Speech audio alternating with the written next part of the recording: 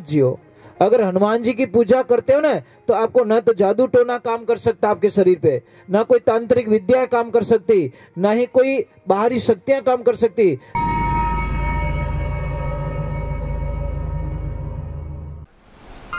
परम पूज्य श्री सोनू महाराज जी के नए नए उपाय सुनने के लिए चैनल को सब्सक्राइब जरूर करें और आगे से आगे शेयर जरूर। आप इतने लोग बैठे हो, मुझे एक छोटी सी चीज बताओ। हर चीज का जन्म होता है, तो सतयुग का जन्म कब हुआ था? कौन सी तिथि थी वो? अब खुदरा भैरी तारीख याद को नहीं तो सतयुग री कौन राख याद। समझ में आ रहे कि नहीं आ रहे? यानी सतयुग का जन्म हुआ था कार्तिक शुक्ला नवमी को, जिसको आंवला नवमी कहते हैं। द्वापर युग का जन्म हुआ था अक्षय तृतीया को, परशुराम जयंती के दिन। त्रेता युग का, और द्वापर युग का हुआ था मौनी अमावस्या, माघ शुद्ध अमावस्या आती ना, उस अमावस्या को। और कल युग का जन्म हुआ था भाद्रवा की काली तेरस आती है ना, अंधारी तेरस, उसके दिन कलयुग का आवागमन इस ब्रह्मांड में हुआ। पर हम लोगों को तो पता ही नहीं है। आपको आरती गानी भी नहीं आती, बच्चों को आरती नहीं सिखाते हो, पूजा पाठ सिखाते नहीं हो, भगवान के प्रति आस्था नहीं। अभी एक कथन पढ़ा, कोई पुजारी जी, अभी 2 दिन पहले की बात है, पुजारी जी कुछ लड्डू गोपाल को स्नान मिजा करा रहे थे। स्नान करा के रेडी किया और कपड़े बदल रहे थे, हाथ से छूट गए, और जैसे ही हाथ से छूट गए हाथ टूट गया। पुजारी जी ने वहीं रोना स्टार्ट कर दिया, इतने रोए इतने रोए इतने रोए, मेरे लड्डू गोपाल का हाथ टूट गया, हाथ टूट गया, हाथ टूट गया। हॉस्पिटल लेके गए, उनको प्लास्टर करा के ऑपरेशन करवा के वापस लेके आए। भाव उसको कहते हैं महाराज। अगर वो चाहते तो मूर्ति चेंज कर सकते थे, परंतु उसकी आत्मा फंसी हुई थी कि मेरे लड्डू गोपाल का हाथ टूट गया। इसको भक्ति कहते हैं महाराज। नहीं, भक्ति का कोई मतलब नहीं है।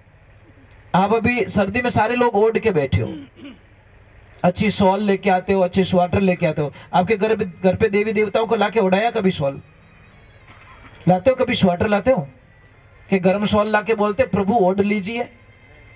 क्योंकि आप सिर्फ उसको तस्वीर देखते हो, तो आपको तस्वीर ही दिखेगी। अगर आपने मान लिया कि नहीं, मेरे प्रभु को सर्दी लग रही होगी, मेरे कृष्णा को सर्दी लग रही होगी, मेरे प्रभु को सर्दी लग रही, तो आप शॉल लेके आते महाराज। परंतु कांटे टाइम पड़ी हो महाराज, क्योंकि आप सिर्फ उसको तस्वीर मानते हो। चलो अभी आपके चाय पानी की व्यवस्था कर लो, क्योंकि मैं आपको ज्यादा महत्व देते हैं। संगीत को ठीक है मनोरंजन के लिए बीच में थोड़ा थोड़ा गा लेते हैं, नहीं तो गाने का हमारा बिल्कुल शौक नहीं है महाराज। हमारा आनंद है सिर्फ कथा करो, प्रवचन करो, ये हमारा काम होता है।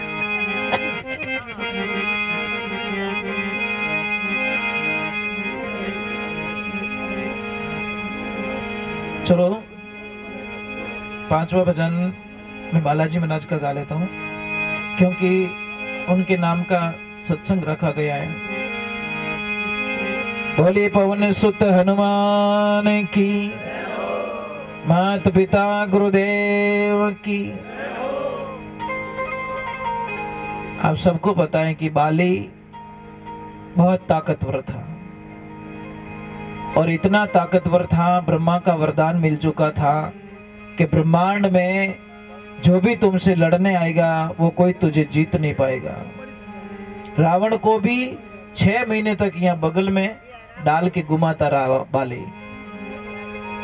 और बाली को इतना अहंकार आ गया महाराज, इतना अहंकार, किसी को भी चांस मत दो। बस एक दिन मन बन जाता है, राजकुमार थे, मन बन जाता है, मगरा ने अटी अटी फेंके, रूकड़ा अटी नोटी ने फेंके, समुद्र ने आगो पाछो करे।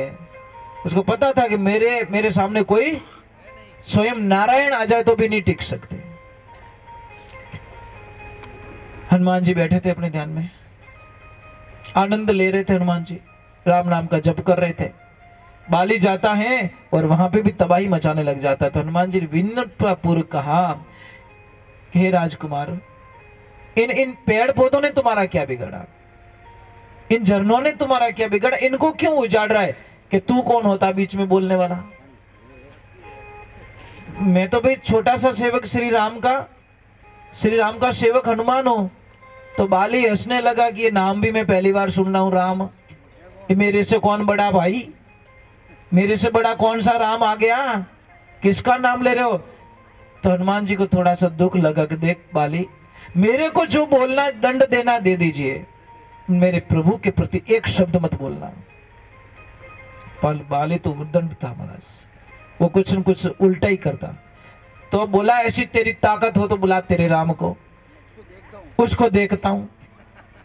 तो हनुमान जी ने बोला कि देख भाई, जो कुछ बोला मुझे बोल दीजिए, मेरे प्रभु के मेरे इष्ट के बारे में कुछ मत बोलो। तो बहुत सारा ज्यादा बोलने लग गया।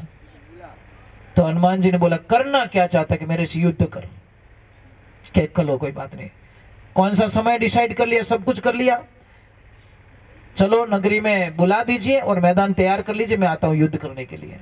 और बाली को पता था कि कितना भी लड़ लेगा मेरे से जीत नहीं पाएगा।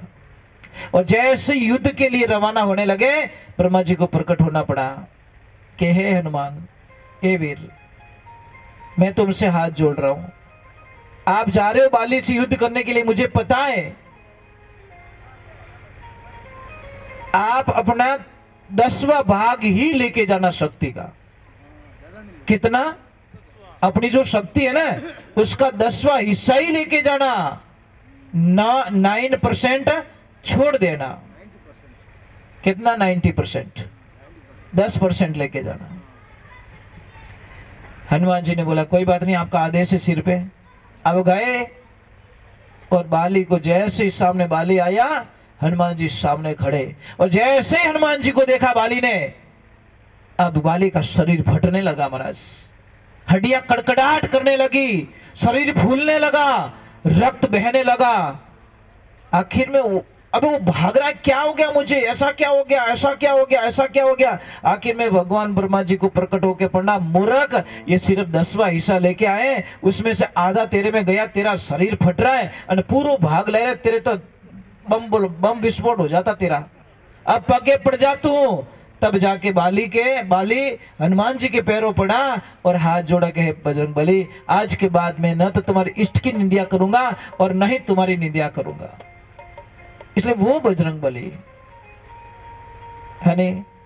तो महाराज सारे लोग है ने, आप है ने भरम में मत जियो।